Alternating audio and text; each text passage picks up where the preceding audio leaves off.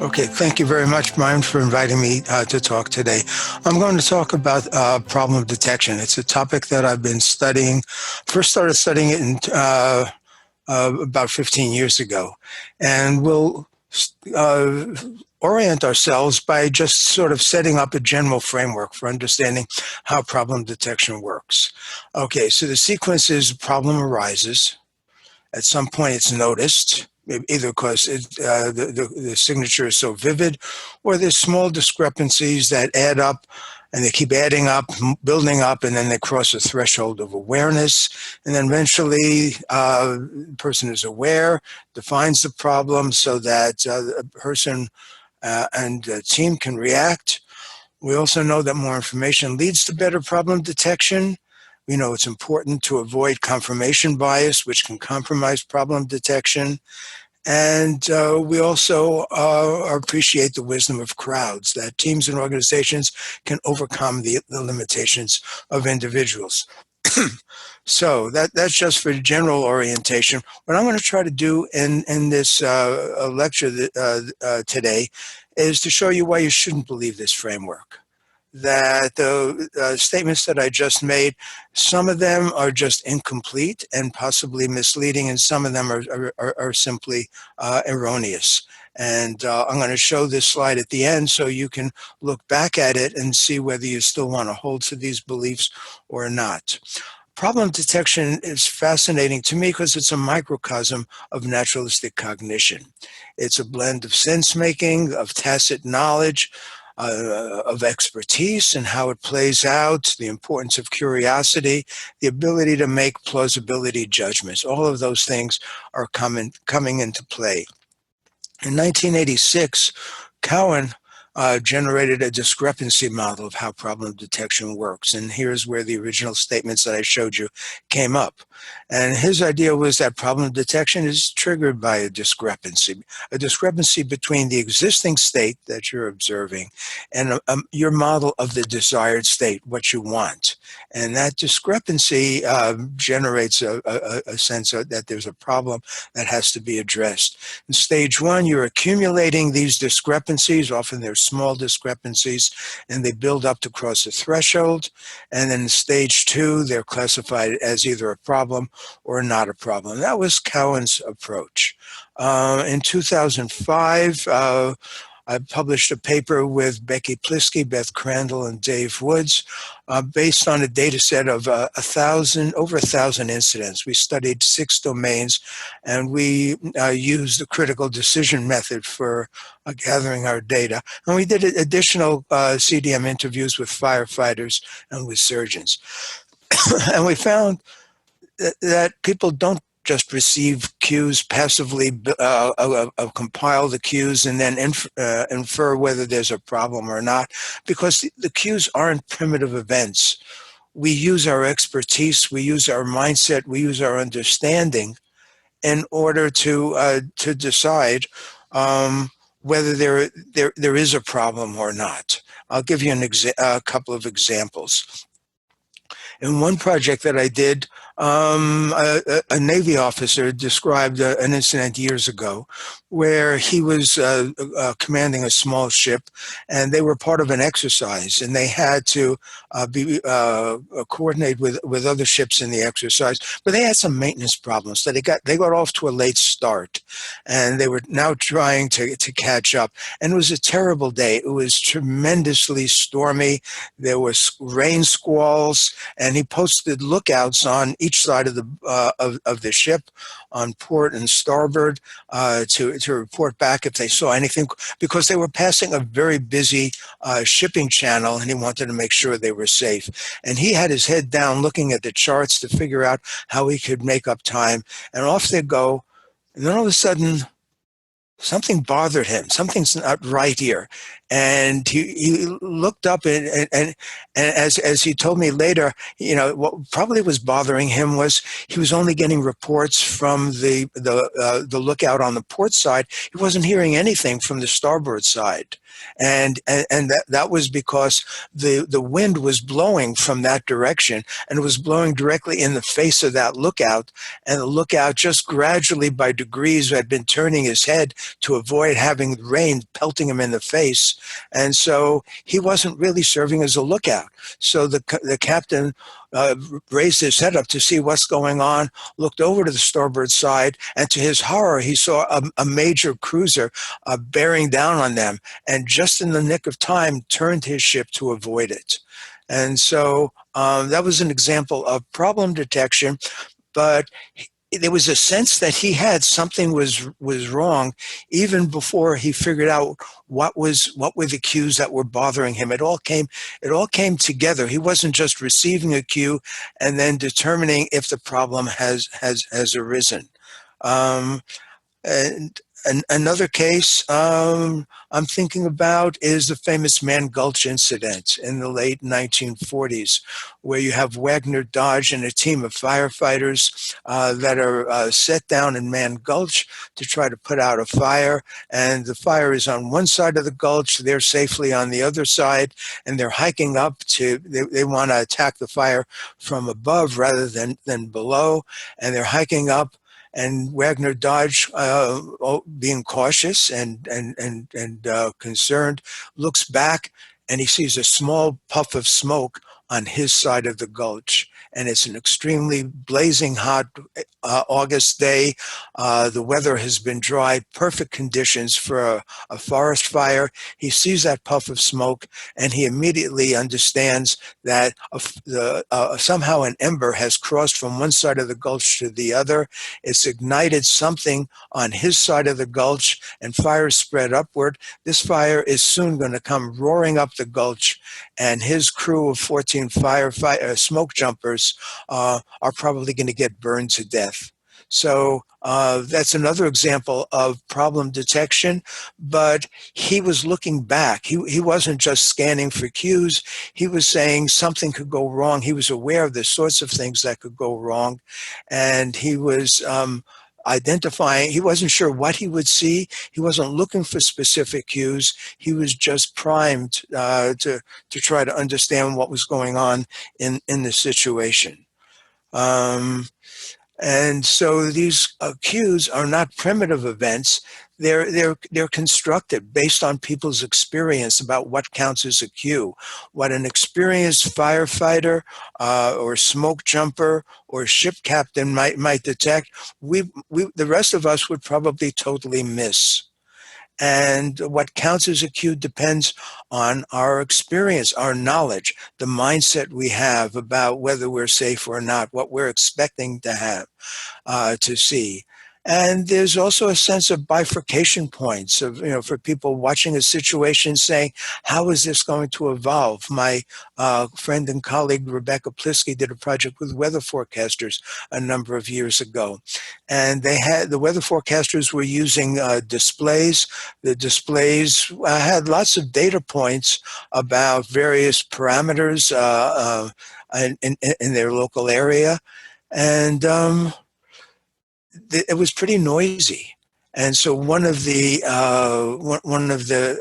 technology companies had developed very attractive displays that eliminated the noise. They smoothed it out so you could see the trends, the overall trends. And they showed this to the experienced firefighters at a conference. Rebecca was at the conference talking about her work with problem detection and weather forecasting. And the experienced weather forecasters were appalled at the way all the data had been smoothed out. And they said, no, you don't understand. We need to see the noise because we don't know what's going on and we're looking for the problem of the day. And these unsettled regions, that's where the problem of the day is going to arise. And we have to watch it carefully rather than, and what you've done is you've smoothed out a major cue that we rely on. The technology staff hadn't even been aware of that. So together with Rebecca Plisky and Beth Crandall and Dave Woods, we came up with this diagram of the situational conditions involving problem detection. First of all, there's various aspects of a fault. It could be that a routine situation is getting worse, or a situation that's been recovering has stopped recovering and is now getting worse. It could be a single fault, could be multiple faults, and so forth. It could be potential faults. The margin of safety is reduced. The plan may have some vulnerabilities. There's all these faults produce symptoms, and the symptoms have a variety of parameters. How fast the symptoms are arising, the number of symptoms, their variety, bifurcation points, even the absence of event. If you remember the small ship captain, what got him nervous as he looked back on it wasn't what was happening, but what wasn't happening. He wasn't hearing reports from the starboard side. And these symptoms produce data that are reflected in various kinds of sensors, and the sensors are going to vary in how complete they are, how they're the placement of the sensors, how sensitive, what's the update rate, how costly is it to use it, how good, how accurate are the sensors, what about the background that allows the signals to be seen or not. So these are the various conditions that enter into the problem detection equation. And so as we've moved along in our investigation of problem detection, we appreciate that problem detection is a sense-making activity. And this brings up the data frame model that we have of sense-making. And the data frame model says that both of these activities are happening simultaneously. The data that you have are allowing you to activate the appropriate frames. They're eliciting the appropriate frames, and the frames let you manage your attention, define what counts as data, connect data points, filter data points, and so forth. But the frames that you have allow you to recognize what counts as data and how to search for data, and how to recognize various aspects of data. So both of those are happening simultaneously. And at a certain point, you may question your frame. Something doesn't quite fit. And then you start tracking the anomalies. You're looking at the inconsistencies. Is the story that you've built about the frame that you've built, is it plausible? Is the quality of data that you're using, what's the quality? One reaction you can have when you start questioning the frame is you just feel, you just need to elaborate it. The frame is still working. You just have to modify your understanding of the data. You may want to add or fill slots, but the frame is still holding. You may discard data and so forth. So what you're doing is essentially preserving your frame. This is the elaboration cycle. What interests us more than the elaboration cycle is the reframing cycle, where you realize this frame isn't quite working. We need to rethink what's happening in this situation. Maybe we need to generate other frames and compare them. Maybe we have to construct a new frame to try to understand what's happening. So we're seeing problem detection in its more difficult forms as part of a reframing activity, changing the frame to understand what's happening and to appreciate what the problem is. And so you may have data that directly contradict your frame that might trigger it, but in contrast to Cohen's idea of accumulating discrepancies, this is the opposite. You're not accumulating discrepancies to cross the thresholds. You're reframing your understanding, and you're detecting very subtle anomalies, small things that you've picked up and that people with expertise might not pick up. In one study conducted by Beth Crandall, it was in a neonatal intensive care unit, and a young, less experienced nurse was caring for a neonate and watching it.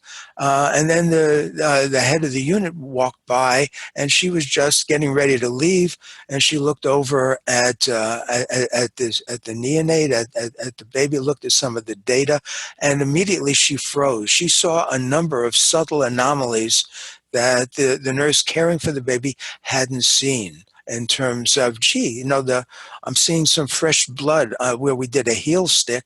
That should have dried up. That wound shouldn't still be bleeding the way it is. Let's look at the weight. Let's look at what's happened with the heat. You've turned the heat up a number of times, so this baby is losing temperature. And so she just saw more and more things that made her realize this is a baby coming down with sepsis. And the nurse, who is the less experienced nurse, wasn't picking that up. And so where does expertise come in here? It gives us a sense of typicality of what's normal so that we can detect what's not normal. We can detect anomalies. Expertise lets us see how to focus our attention, what we should look at more carefully, and what we can ignore fairly safely. It allows us to generate expectancy. So if our expectancies are violated, we know something is going off. It lets us see discrepancies between what we're observing and what we expect to see. And that's different from the discrepancies Cowan talked about, a discrepancy between what's observed and what's desired. And it allows us to build mental models. And there's also the issue of stance. What's our stance in these situations? Are we just trying to have business as usual, or are we alert to the possible new problem that might arise? Are we complacent, or are we becoming suspicious? How much fatigue do we have? What's our workload? How distracted are we? So overall, we are seeing problem detection as a sense-making activity that involves reframing a situation. And the points here are that the cues and the anomalies are not automatically given. It's not atomic cues. They're based on the frames that we use and the interpretations that we have. We construct our interpretations, and we make inferences. And so problem detection isn't about exceeding a threshold. It's about reframing. And failures of problem detection usually aren't failures to detect an indicator.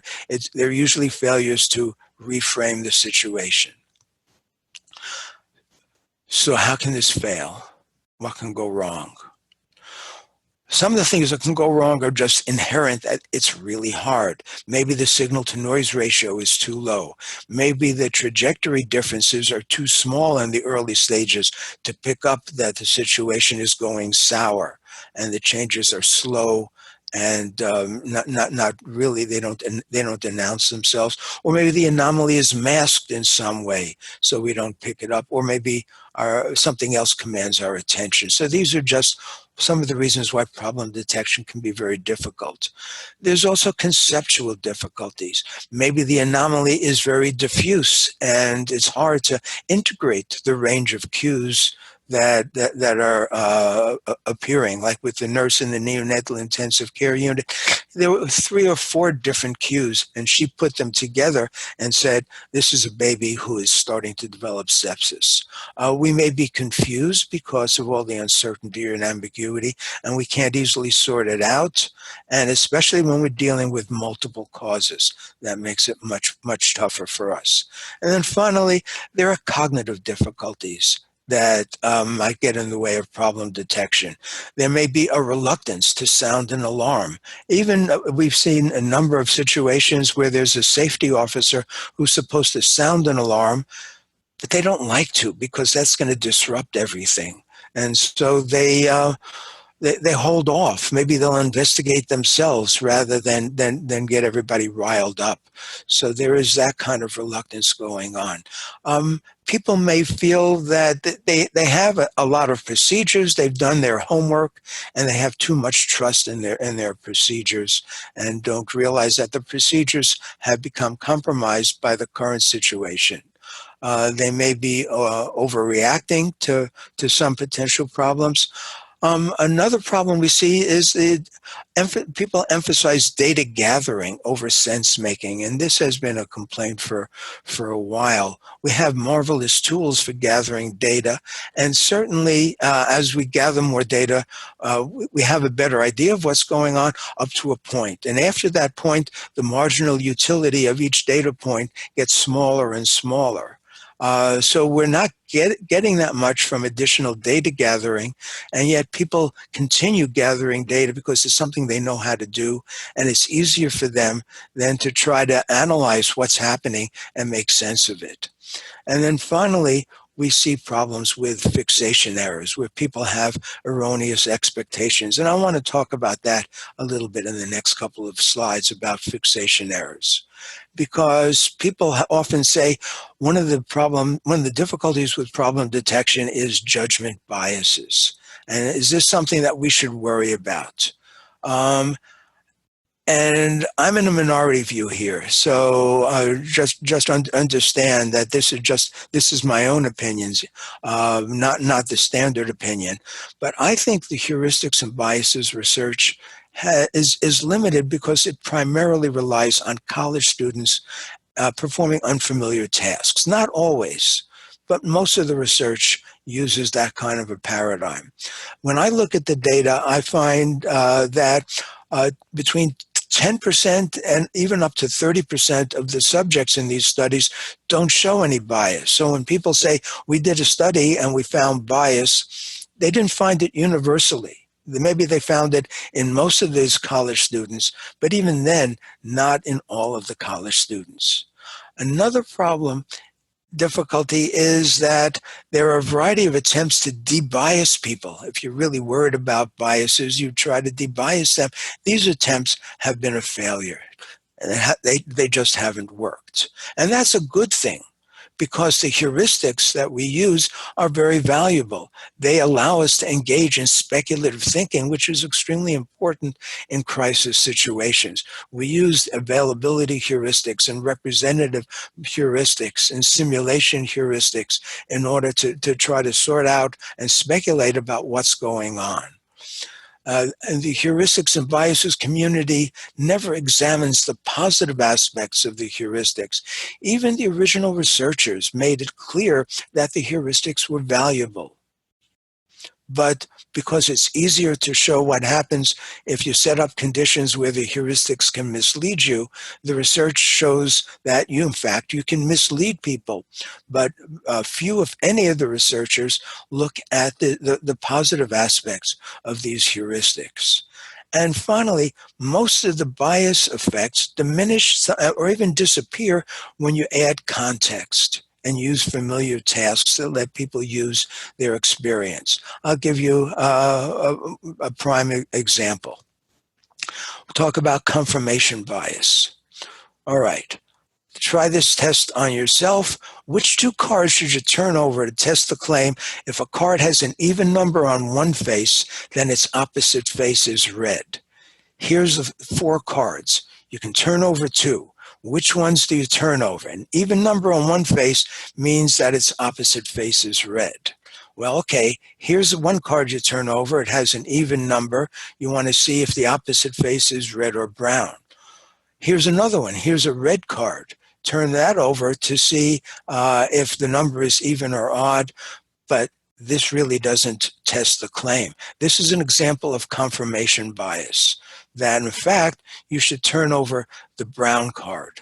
Because if you turn over the brown card and you get an even number, then you've tested the claim. So Wason and others have used this kind of paradigm to show that people suffer from confirmation bias. So Griggs and Cox in 1982 tried a similar study. Which 2 cards should you turn over to test the claim that in this bar, back in the days when we could go to bars safely, if you're drinking alcohol, then you must be over 18 years of age. And here's 4 cards. Which 2 do you turn over? Well, obviously you turn over the card that shows that the person is 16 years old to see if the person is drinking alcohol. That would test the claim. Would you turn over the red card about soda to see what's on the opposite side of that? Of course not. But that's what you'd have to turn over if you were suffering from confirmation bias, like in the example above. But in fact, we all know that the card we would turn over is this card. to see what the age is of the person drinking that beer, and what all of a sudden confirmation bias has disappeared when we just added a little bit of context. So, what are the strengths and weaknesses of the idea of confirmation bias? Confirmation bias is the tendency to search for information that will confirm our pre-existing beliefs. We're searching for things that will show us that we're correct. And the strengths are that we do have a penchant to hold on to our initial impression. And that impression shapes how we make sense of situations and guides how we search for information. But what are the weaknesses? The original weights and data on confirmation bias were misinterpreted. When I've gone back and looked at the original studies, most of the subjects did not show confirmation bias. This effect tends to disappear when we add context, as I just showed you. And researchers like Klein and Ha now see confirmation as a positive test strategy in uncertain situations, a valuable test strategy. And when you think about it, of course we use our initial frames to search for information. What else would we use? And so as a result, in the judgment and decision research community, the concept of confirmation bias has become passé. It exists in the popular imagination, in social media. You always see people talking about confirmation bias, but the researchers have by and large moved on from it. It hasn't lived up to its premises. On the other hand, it distracts us from the real problem, which is explaining away inconvenient data, which is the phenomenon of fixation, as described by De Keyser and Woods in 1990. And it's amplified by people like Paul Feltovich, by Chin and Brewer. Perot talked about de minimis explanations, but Feltovich and his colleagues talked about knowledge shields, the specific ways, strategies we use to explain away data that don't fit what our initial belief is. And that is a problem. I mean, we want to jump to speculate about what's going on, but we want to be alert to the fact that we might be wrong. And if we're explaining away inconvenient data, discarding or ignoring those data, then we're running into fixation problems. So why does it matter to call it fixation error rather than confirmation bias? Is this just a minor academic issue? I don't think it is. I think it does matter. If we call it confirmation bias, we're going to discourage people from speculating at the outset. Even though rapid speculation is extremely valuable, we're going to tell people, try to keep an open mind rather than use your experience to speculate and then be able to test your inferences. Confirmation bias means that we're going to discourage people from seeking confirming evidence, even though, as Kleiman and Ha and others have shown, this tendency is very useful in uncertain kinds of situations. And the idea of confirmation bias, there's a whole mindset there of how important it is to eliminate errors, and that ignores our tendency to speculate and explore and make discoveries. So it's sort of uneven in that way. So I think we're better off using our sense-making tendencies and then reduce the occasional fixation errors rather than trying to inhibit sense-making. So what can we do about fixation errors? I have a few suggestions. I haven't tested any of them. First suggestions have to do with methods. And I had one physician tell me about a 2 strikes rule he had. Once he was working with a patient, he diagnosed what the patient had. If he got one anomaly, okay, he could explain that away. Once he got a second anomaly, that's his wake-up call. Something, he needs to think about it more. Also in the healthcare community, they use technique of differential diagnosis. What else can it be? There's a technique Marvin Cohn, Pat Crosscarry apply, which Marvin Cohn told that a crystal ball tactic is a way of testing yourself. It's not what you think. I'm looking at a crystal ball. It's not that. It's something else. What else could it be? To force you to not tunnel in and not to fixate. In organizations, you can use shift changes Shift changes are often a problem because the new people have to start and they have to come up to speed, but they're also an opportunity. They're a reality check to see that maybe the situation is different than they realized in the previous shift. And there are influence diagrams, causal landscape I've written about is one. You can use that in order to break free of the mentality that there's just one cause, because there's usually several causes. A second idea has to do with changing your mindset and just trying to use exercises. We've done this with our shadow box method to try to change people from being annoyed or dismissive of anomalies to being curious about them. I saw this mindset in operation in an emergency department where the attending physician working with the patient, he sort of knew what was wrong with the patient. And then all of a sudden something happened that totally surprised him. And instead of saying, okay, I got to take this into account, he said out loud, let's start over.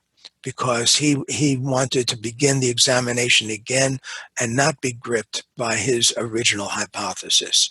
And on a team, it involves listening to dissenting views instead of rejecting them. That doesn't mean believing what the dissenters are saying, but at least listening to them.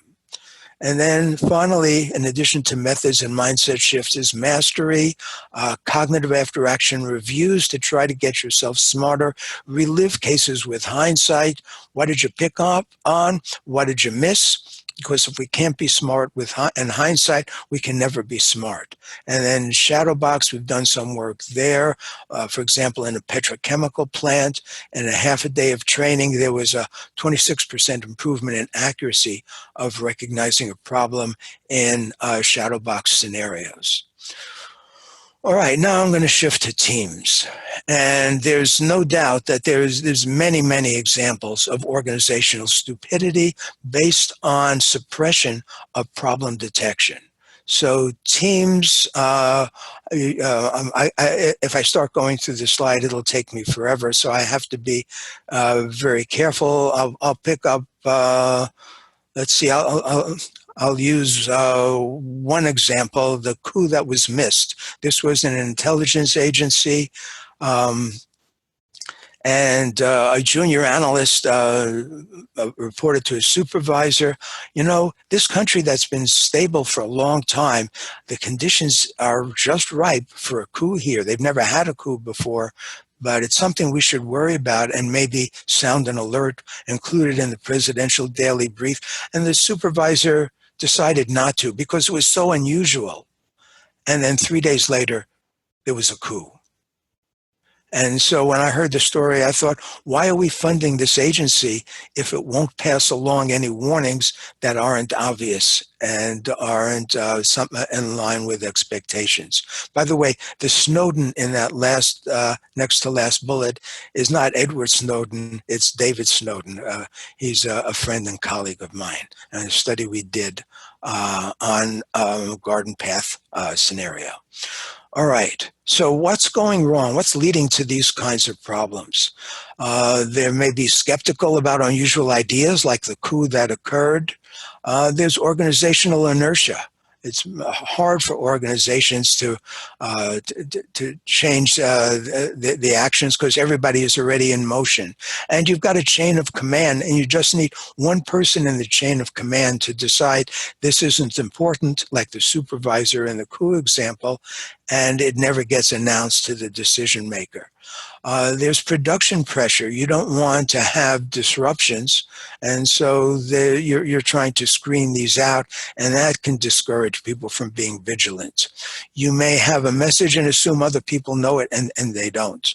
There's a problem with where the data collectors are different from the data interpreters. And usually the data collectors are novices. So you have your most junior people trying to collect data, and they're insensitive to some of the nuances and some of the issues that the data interpreters would have picked up on in a heartbeat. You've got bureaucratic rivalries. You've got inconsistencies that might cross team boundaries. It's hard to convey the urgency. loss of common ground. People may think they're on the same wavelength when in fact they're not. They're using the same terms in different ways. And also teams tend to emphasize harmony, everybody getting along. And that means that it just takes one person to say, nah, I don't think so. And now you don't have consensus, and so you don't pass the word along. So let's go back and look at this slide that we started with. Problem arise at one point, it's noticed, and because the signature is vivid, or small discrepancies add up. That was Cowan's idea. We've pretty much discarded that. It's not about just accumulating small discrepancies. The problem is defined, so an individual can then react. It doesn't work like that. The problem isn't defined. The situation has to be reconceptualized and reframed. Does more information lead to better problem detection? Up to a point, and then not. And then organizations continue past that point to gather information rather than getting down to analyzing it. The importance of avoiding confirmation bias, I think, is mistaken. And the idea about the wisdom of crowds, which works in many contexts, and in fact, teams and organizations can overcome the limitations of individual, but they generate their own kinds of limitations, their own kinds of problems. So now let's take a few minutes to see what some of the things we may have learned from the COVID-19 pandemic about problem detection. First of all, people originally thought that this is a black swan. It came out of nowhere. And in my investigation of problem detection, I find that in organizations, almost always there's somebody in the organization who has spotted the problem. So the organizational failure isn't about something that catches the organization by surprise. It's about deflecting that person, like the junior intelligence agent in the coup example. And this matters because there's a tendency to turn to big data and gathering more information, and the belief that we just have to gather more and more information, and then we can detect more problems. And I'm thinking, even when problems are detected, if the organization deflects them, you haven't achieved anything. The bigger problem is, what do you do about inconvenient and uncomfortable data? There are issues about expertise that are very important. There are challenges to my field of naturalistic decision-making, which relies heavily on expertise. COVID-19, you have a situation where there weren't experts, and the most knowledgeable people were still engaged, still on a steep learning curve. And so people weren't simply applying the patterns that they had learned in the past. It's a challenge to expertise research tradition. One of the leaders of that tradition talked about, how do we identify experts? We have to have carefully controlled studies and monitor their performance over, months and years. With COVID-19, we don't have that amount of time. So the traditional expertise research paradigms aren't going to serve us well. There are challenges to evidence-based medicine, because the evidence that we have in the past isn't necessarily, is not particularly trustworthy in the current situation. Challenges to statistical modelers, because the conditions are different than the ones that they use to create their models. And it's challenges to resilience engineering, because it's not an issue of identifying an organization as resilient. They may have been resilient a half a year ago, but there's personnel turnover. And there are new people in new positions, and they may hinder resilience or they may accelerate it. The expertise we need here is to set up rapid learning, to rapidly revise the critical cues of what counts as COVID-19, revise our mental models. I also want to mention Zvi Lanier's concept of fundamental surprise, where he found, and for the state of Israel, that a lot of times when there were this fundamental surprise, the issue wasn't what the adversary had done. The issue was that the Israelis had overestimated their own abilities, and in fact were less prepared to handle an attack than they thought. And so problem detection, I think, is really, as I've said before, about reframing. What do we have to offer? There's a pre-mortem method that we might be able, that might be useful to try to identify possible problems with a course of action or with a course of inaction. We're not going to do anything. Let's look in a crystal ball and see, oh, that's turned out poorly. How did that occur? The advice not to be complacent about predefined plans. David Woods has talked about this, and here problem detection arises when we try to pop in a predefined plan without vetting it and seeing, does that plan really fit this situation? There may be small nuances that make a big difference. We can do cognitive debriefing, where we don't have experts, but we have a steep learning curve that we have to travel, and we need to travel it together. We can promote mindset shifts for people to become curious about anomalies rather than discarding them. Influence diagrams like the causal landscape so that people aren't just thinking about one cause, they're thinking about several. We can try to set up discovery teams because we know we have a steep learning curve ahead of us. I look at the work of Barbara Mellers and Phil Tetlock and their super forecasting teams that they've set up, and particularly the team sense-making arrangements that they've been able to establish to let these super forecasters work together so powerfully. We should be listening to alarmists, not believing them, but at least listening to them. And I don't see this at all. Frequency representations of the form Gerd Gigerenzer has designed to present data. Much of the data, just about all the data that I see, are expressed in terms of probabilities, and people don't speak the language of probabilities with great fluency. Frequency representations would be much clearer. Okay, in summary, we've covered a lot of topics in the last 45 minutes. I've tried to explain why problem detection is reframing, not the accumulation of discrepancies. I've described the range of situational conditions that are involved. I've related problem detection. I defined it as a sense-making activity. I described a number of problem detection traps, how it can fail. Talked about fixation errors and why that's a better formulation than confirmation bias. I presented some ideas for escaping fixation. I talked about what can go wrong with teams to prevent problem detection. And then finally, I related it, problem detection, to COVID-19. I hope you find some of these ideas useful. And now I'm ready to take some questions.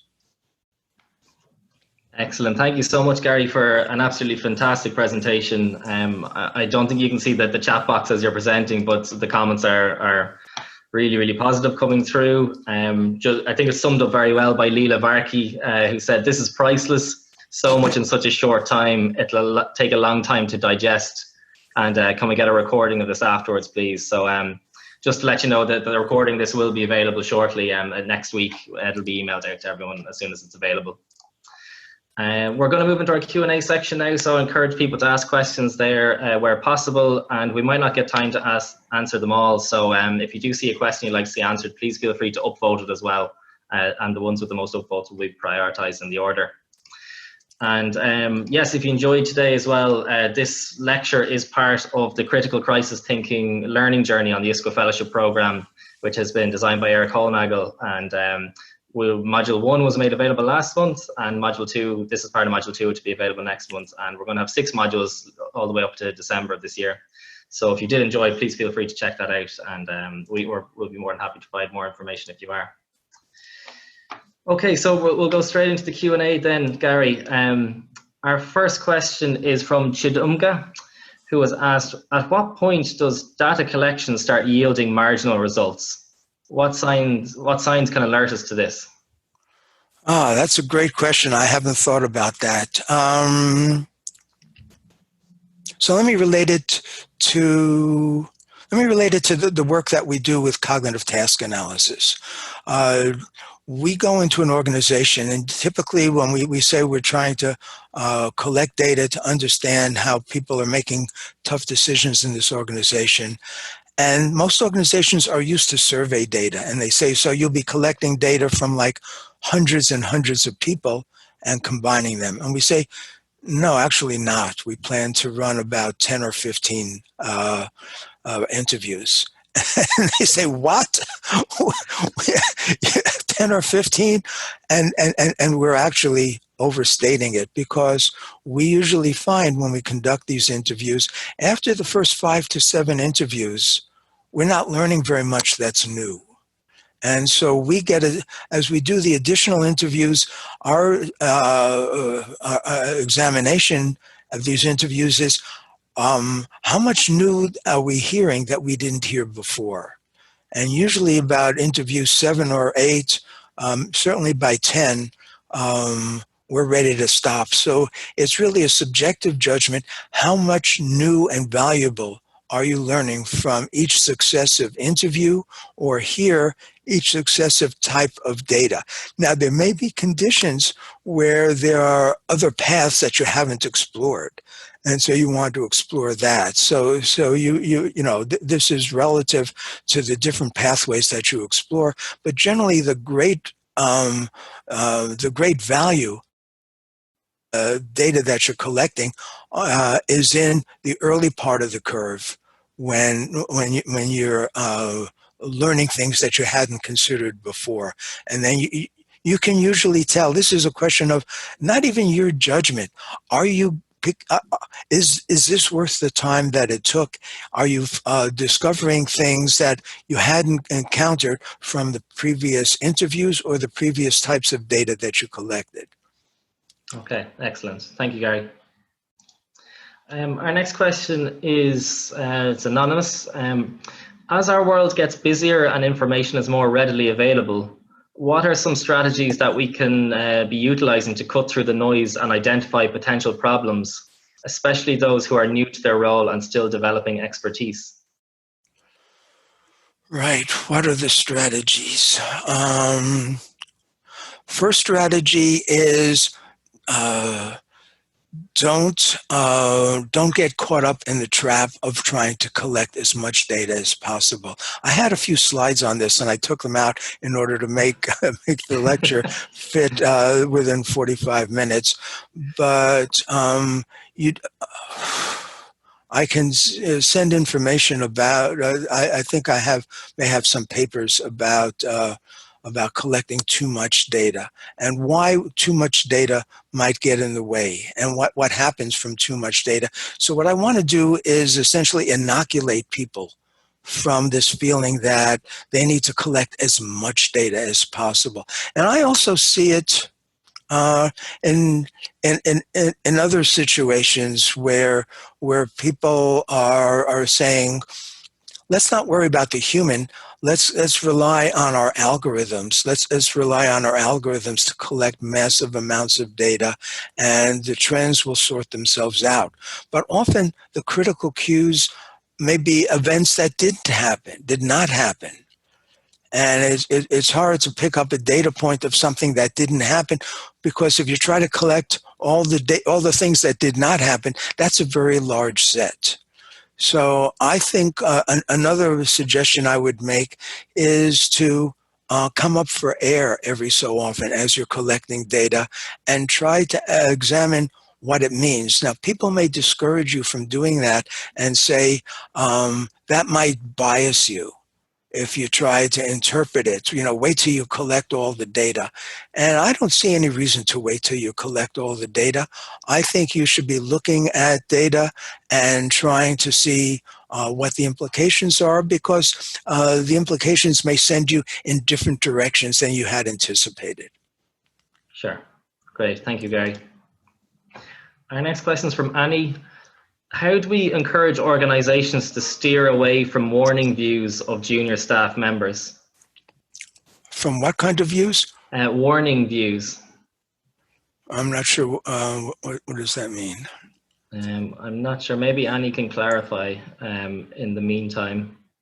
We'll move on. So let me see. But it sounds like an interesting question. So let's give Annie a second or two. Yeah. What do you mean by a warning view, Annie? We'll see. We'll give Annie a sec. We'll move on to our question from David, who said, wonderful. Oh, Okay, I'll take the compliment from David, but let me circle back to Annie for a second, because sure. I've got a story that might help here. So this was one of the bullet points that I didn't get to with the study with Dave Snowden and Chulak Pin. Um, and we had set up a garden path scenario where there was something that was obviously wrong. There was an obvious problem. And we had 7 different teams, 4-person teams, go through this exercise, go through this scenario. And it was garden path because what was obviously wrong, in fact, wasn't wrong. It was something else. And then we would gradually feed in cues to let to show that the original hypothesis was wrong. We wanted to see how long each team would stay on the garden path. And the answer was clear. Every team stayed on the garden path for the entire duration of the study. None of the teams gave up the original hypothesis. So that was discouraging. But we had asked each of the 4 individuals to keep a digital, to write down a diary of what they were thinking about as we did the experiment. And we found that in every one of the teams, at least 1, if not 2 of the people had noticed the discrepancies and worried about it. They just didn't bring it to the attention of the team leader. And so that was the problem. It wasn't that the team had been oblivious to these cues. It was that they had censored themselves. Now, I presented these data in a talk that I gave at an intelligence community, a defense intelligence agency, and the senior analysts in the room said that would never happen here because we tell our junior analysts, speak up if you see anything. We're depending on you to have fresh eyes. And amazingly, the junior analyst said, yes, we know that's what you tell us, but we see what happens to people who do speak up. And so, yes, it is happening here. And that was a chilling moment for everybody in the room. David has said it seems easier for individuals to incorporate NDM than organizations.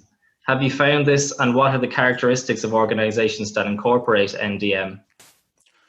Oh, that's another good question. I haven't given any thought to that. So I agree with you. It's easier for individuals to buy into it. It's harder for organizations, and it's harder for organizations because organizations like to be organized.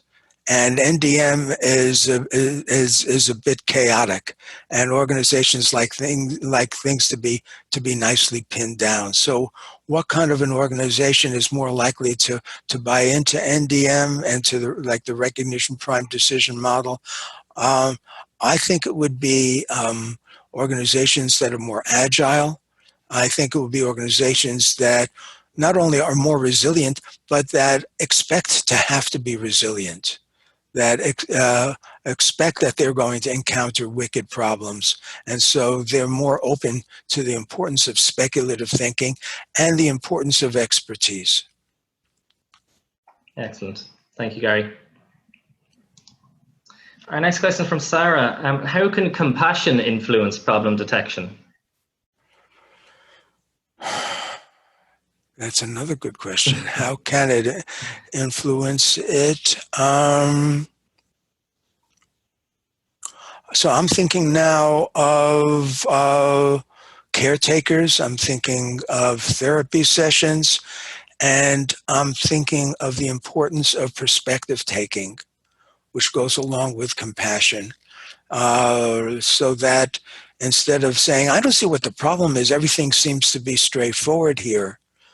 If you if you shift your perspective and you see that somebody seems to be troubled, and then you start becoming curious instead of explaining it away, and you say, compassion, I think, would motivate you to want to engage in that kind of perspective taking and to do the detective work, to see on the surface, everything seems fine, yet the person isn't happy. What could it be? Without compassion, I think it would be too easy to say, everything is fine, let's move on.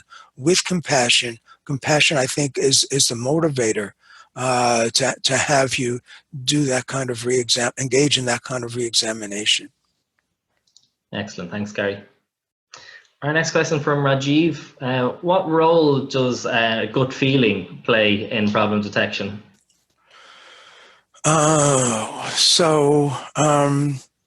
All right, so now we're into the arena of the recognition prime decision model that I first was publishing about in 1986. Obviously, I think gut feeling is tremendously important. The examples that I've given you, I've just had time for a few examples. The example of the Navy small craft commander who said, something's not right, what's going on, and lifted his head up to just see what was happening, even before he realized that the issue was he wasn't getting reports. That was a gut feeling that something was atypical. So gut feeling is tied into our expertise and our sense of typicality, so we can notice anomalies. Excellent, thank you, Gary. I think we have time for maybe one more question, just looking at the clock. So Mahmood has asked, how do we encourage the speak up culture so it can raise the flag or stand against the majority in case of any alarming cues? We need this badly in healthcare to promote safety and quality. How can you encourage that? Well, a lot of organizations think they have that culture. That's the example I gave with the garden path phenomenon, where the senior analysts in the room thought they had a speak up culture, but they really didn't. One way to do it is to well, we find that one way to change that culture is to start off projects and maintain and to use a pre-mortem method. And a pre-mortem method, we're essentially not just giving a license to everybody to speak up about concerns they have, but they're expected to do that, and they're evaluated on how insightful their ideas are. So I think it's possible to use techniques like that to try to alter a culture so that candor is accepted as part of the price of admission. Perfect. Thank you so much, Gary. Just looking at the clock here, we're just coming on time now. So just before we wrap up, if you enjoyed today's presentation, then the School of Health and Welfare in Sweden, in collaboration with ISQua and Macquarie University in Australia, are offering a unique international diploma in resilient healthcare management. Again, that's related to our critical crisis thinking learning journey. So the purpose of the diploma is to teach how resilient healthcare can be applied to the management of healthcare systems as a support to resilient healthcare in practical clinical work. And the closing date for this is for registration is on the 6th of August. So if that's of interest to you, please visit the ISQua website where there's much more information there. Just to wrap up, again, Gary, sincerest thanks to you for joining us today. Absolutely fantastic presentation with so many lovely comments coming in here in the chat box. Excellent Q&A session. And again, yeah, thank you so much for your time and for presenting with us today. Thank you very much for inviting me.